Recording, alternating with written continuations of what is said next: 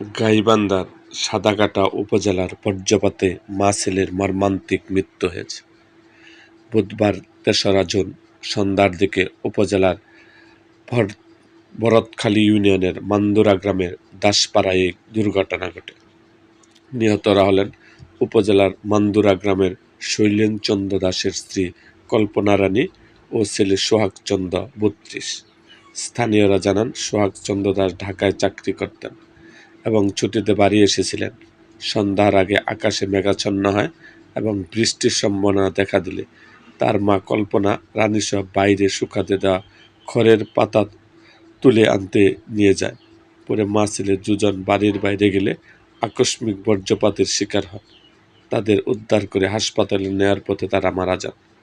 সাগাটা উপজেলা নির্বাহী অফিসার আশরাফুল কবির বলেন, বিষয়টি নিশ্চিত করে বলেন, বজ্রপাতের আঘাতে কল্পনা রানী ও তার ছেলে সোহাগ চন্দ্র দাসের মৃত্যু হয়েছে।